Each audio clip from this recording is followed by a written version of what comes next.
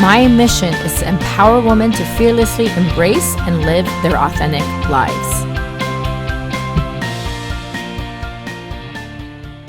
Today, we will talk about human trafficking.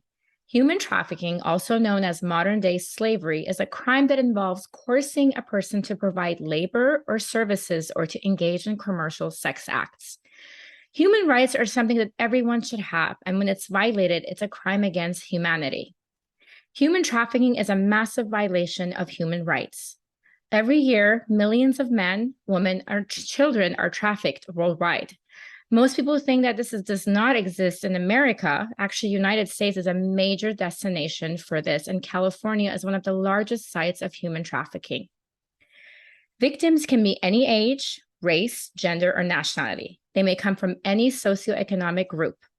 Sex trafficking is a major problem, but that's not the only type of human trafficking. Forced labor is another type. Victims are often found in many sweatshops, restaurants, and other domestic services. Today, we're lucky enough to have Ana Marquez on my show to tell us more about human trafficking and how we can become more aware of this nationwide problem. Ana Marquez is the Director of Development for AeroAngel. She has worked in the nonprofit industry for the last 5 years, most recently in human trafficking education and prevention. Working with others and making a difference has always been a priority in her life and is a strong passion for Ana. Currently, she works for an amazing organization called AeroAngels. AeroAngel is a unique national aviation charity that helps children with severe illnesses who cannot travel with commercial airlines, but instead fly safely to distant life-saving medical care. AeroAngel is the only charity in the country that provides free private jet. Ana has a sincere love for this mission at AeroAngel and the rewarding feeling the team receives with each accomplished flight. Hi, Ana. I'm so excited to have you on my podcast today. Hi. I've known you for many, many years, and I know how much you love to give back in the community, and I really, really admire you for that. So if you can just tell us a little bit about yourself, tell us how you got involved in human trafficking in the first place, and shed some light on this very important matter. Sure. So as you guys heard in Pearl's beautiful introduction, thank you. I have been working in the nonprofit professionally for about 5 years, but I've really always been involved in giving back different organizations. And personally, prior to working in human trafficking, I was really passionate about educating on childhood sexual abuse. I myself am a victim. I actually don't like to say victim anymore. I like to say survivor of childhood sexual abuse.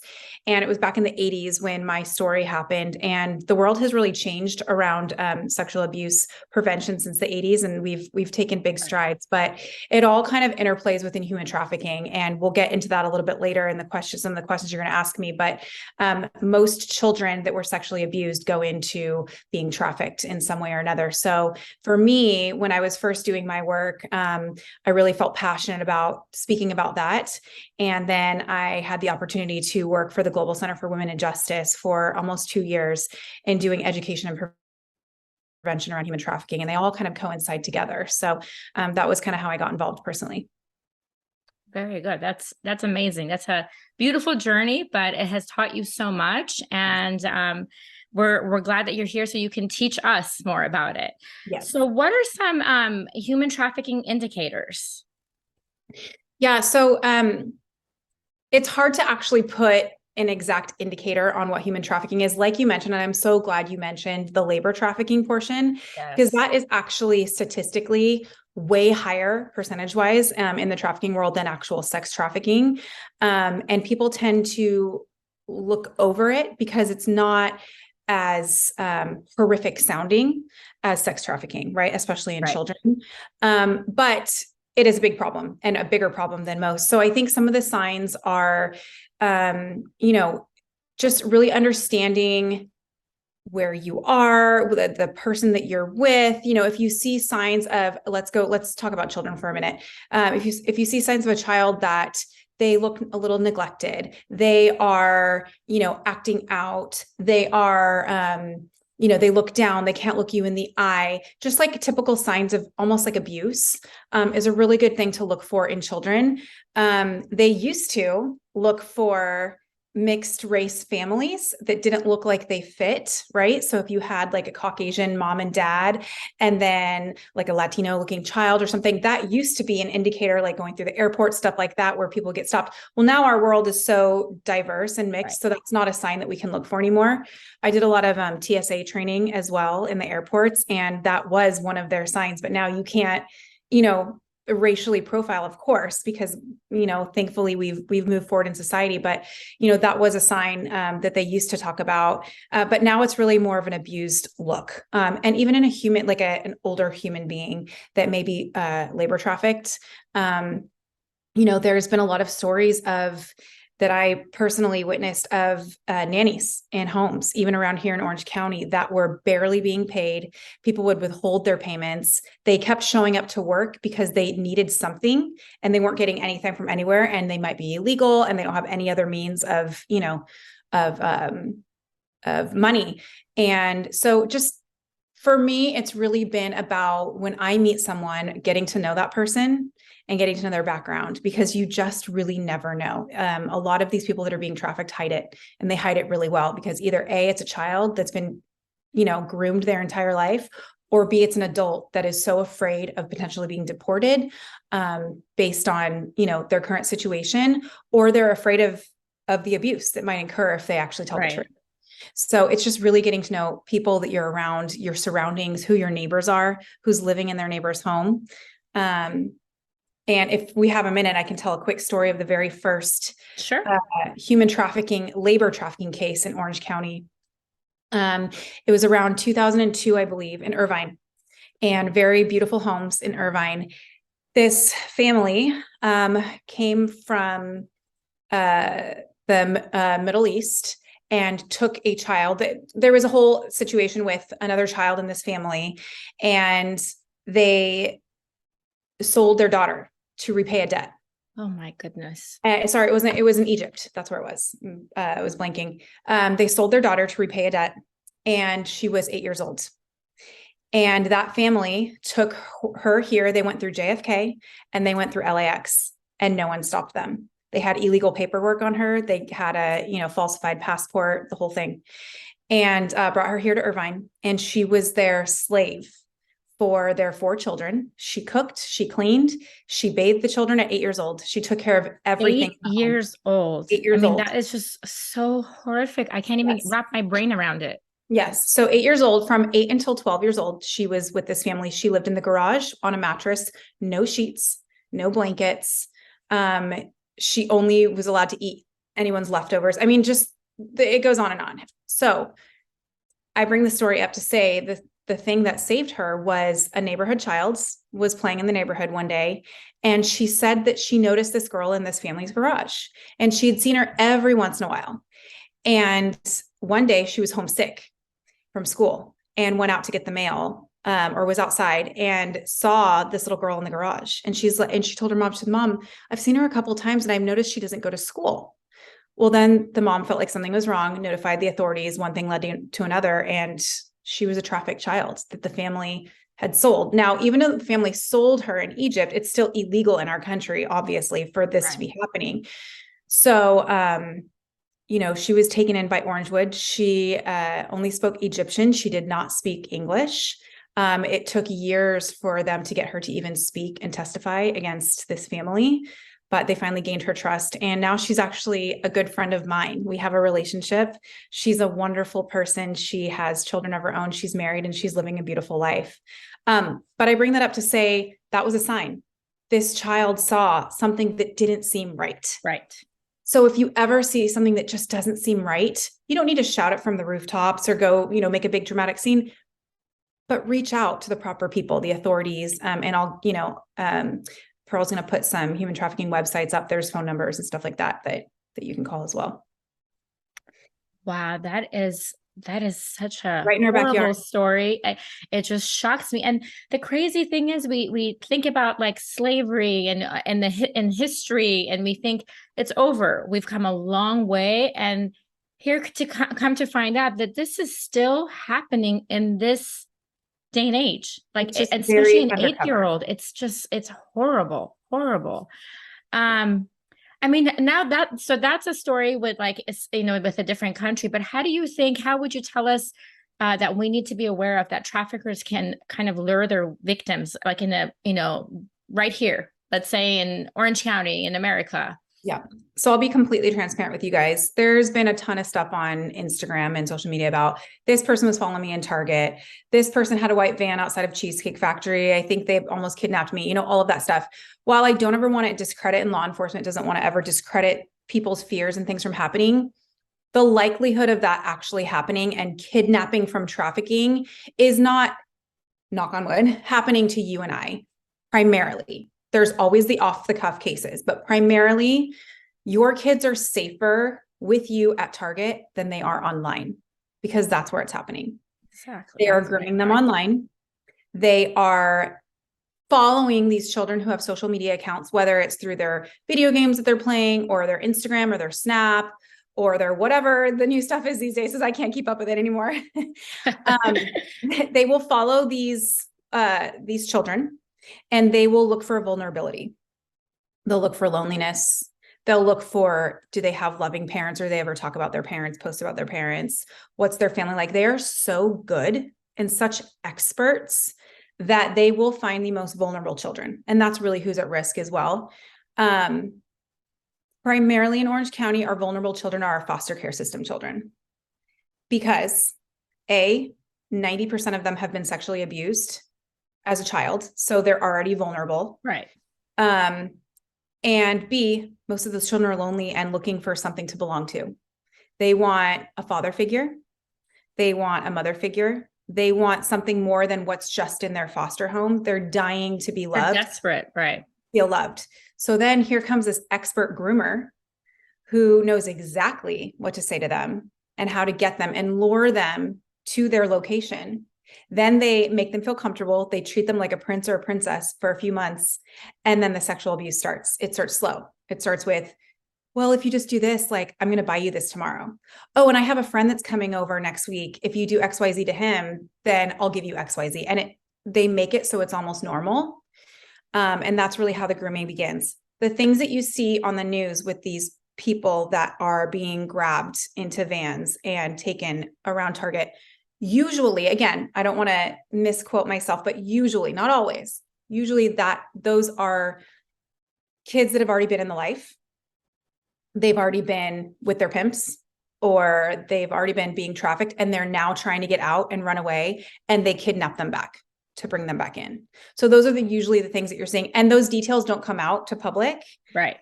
Because usually law enforcement is working hard on a case, and it takes months and months and months to build it and crack it. Again, there's always your off the cuff situations. You always want to be aware of your surroundings and what's going on, of course, with your children, but that's the kidnapping side of it. And then our children, like your children, my children, online, even if it's not grooming, it could be sending a sexual picture. It could be grooming them for their own sexual desires, right? Like if you do XYZ, no one has to know. And kids, if we're not talking to our kids and letting them know what's right from wrong, and we're not having these open dialogue conversations, they could fall into being groomed sexually online as well. So, I mean, what tools do you think we can, as parents, give to our children to empower them to avoid this situation? Because obviously, I mean, the internet and social media is a huge factor, and that's the fight that we are never going to win because it's going to be out there forever. Yeah. So what can we do? So, first and foremost is having hard conversations with your kids, age appropriate. Constantly talking to them, even when they're like, Mom, I know, I don't want to hear about it anymore. You've told me 1,000 times. Well, great. You're going to hear about it today again. Always normalizing. I'll say starting from a young age, normalizing using words like penis and vagina.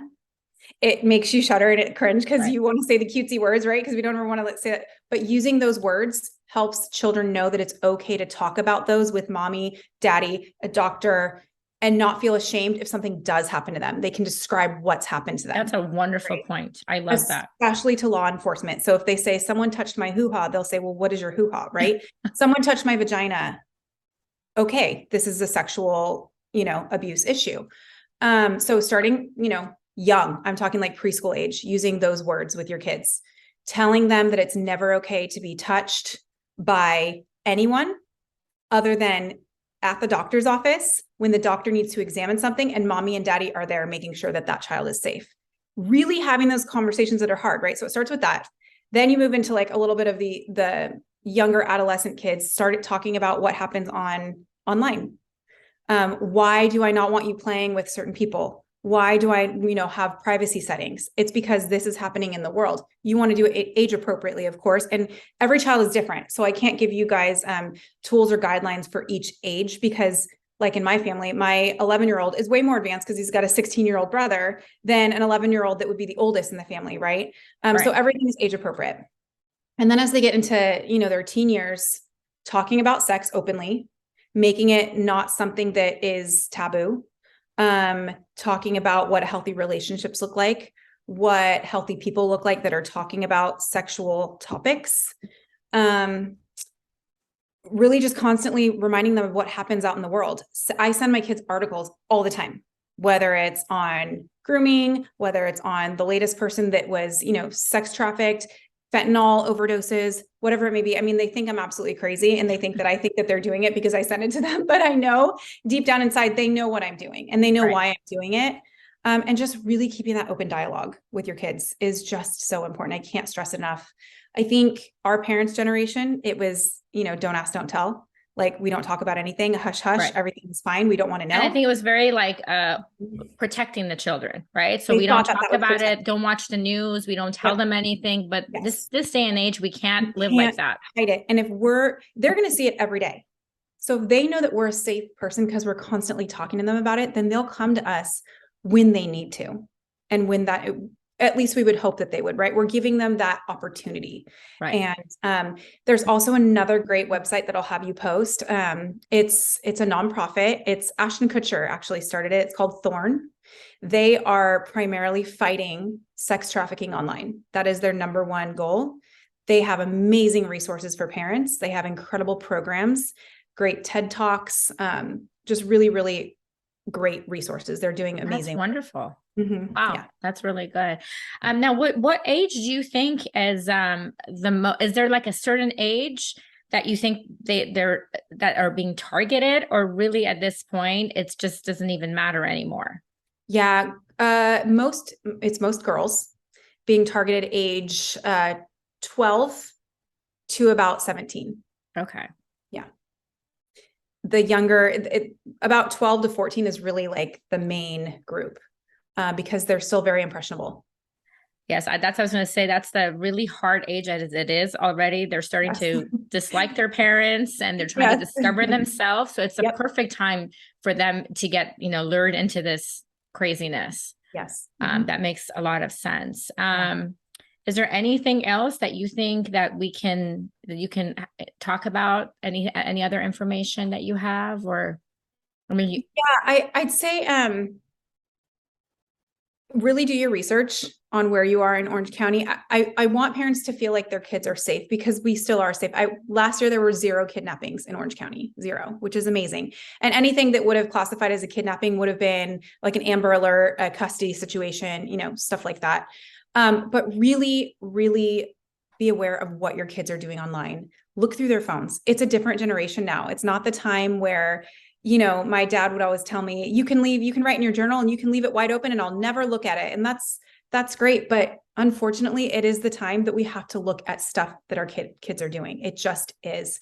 My kids have an open policy with me. They know that if they have a cell phone, that at any moment I can go through it. I can ask for it. So it's not like, kids are smart. They can delete everything that they want to delete throughout the day. But if they know that any moment I could go through it and I have that access because they're living under my home, these are our rules. It may seem like an invasion of privacy to some that are listening right now, but it's really a way of protecting children because phones are different. Social media access is different. Grooming children is different. It used to be the little white dog with candy, out of the white van. And now it's cream truck. Yes. Yep. Right. So, stranger danger, just continuously talk to your kids. That's my number one thing. And then also pay attention to where you're shopping, where you are, your massage parlors, where you're going. Does something seem off? Does someone seem like they're being quiet or secretive? always keep your feelers up. I know we can't go around this world, constantly looking for problems and troubles, but if you feel something, if you hear something, if the slightest thing just doesn't seem right, contact your authorities. It doesn't hurt. It's always better to be safe than sorry. Of course. Listen to your intuition. And I will say for children too, if you see something that's off in another child, or if your child says something to you about a friend, don't ever go to their parents, because they could be in an abusive situation and they will get abused even harder and worse for letting it show. Always go to the school, an authority figure, a principal, a teacher, someone that's trained and a mandated reporter, but do not go to parents with concerns about their child, because you never know what's actually going on behind the scenes. That's a very good point. That's very true. Things can obviously get worse for them. Yeah. That's very good. Wow. This was wonderful, but it's a hard conversations that we have to have, especially as parents. I mean, unfortunately, we know that human trafficking exists. We can do our best to let our children know how to protect themselves. Mm-hmm. As parents, we need to know what our children are doing online and teach them, like Anna said, about internet safety, talk to them about sexual exploitation, about sexting. And then we also need to educate ourselves as parents to know all the different apps and websites that our children are visiting. I think a lot of times, we give the phone, and I mean, the technology is changing continuously and the kids know a lot more than us, but we have to, it's a lot of work, but we have to educate ourselves to know exactly what's out there and what they're doing, because the kids are usually at least 1 or 2 or maybe 10 steps ahead of us. So those are the things that we can do to take cautionary acts to protect our kids as much as possible. Thank you, Anna, for being a wonderful guest today. You did a great job educating us on this important topic. If you would like to get involved, please visit humantraffickinghotline.org. And Anna also gave us another website, which I will put in the notes. Also, if you know someone that could benefit from using AeroAngel, please visit aeroangel.org or contact Anna at aeroangel.org and follow her on Instagram at Marquez_party of 6. Thank you so much for being here with us today. Thank you everyone for tuning in today to Female Fluence. Together we can influence and motivate other mind-like females. Your job is to feel alive, be in control, and always be true to your own self. Please don't forget to subscribe so you can continue feeling inspired. All the links and notes from this episode will be posted on my website, femalefluence.com. Don't forget to also follow me at PearlMashSure, Female Fluence on both Instagram and Facebook. Lastly, if you're in need of a woman empowerment life coach to help you identify the barriers that keep you from living the life you seek, please send an email to info@femalefluence.org. Remember, my friends, don't just exist, but live your life to the fullest. I'm your host, Pearl Mashur. Until we talk next time.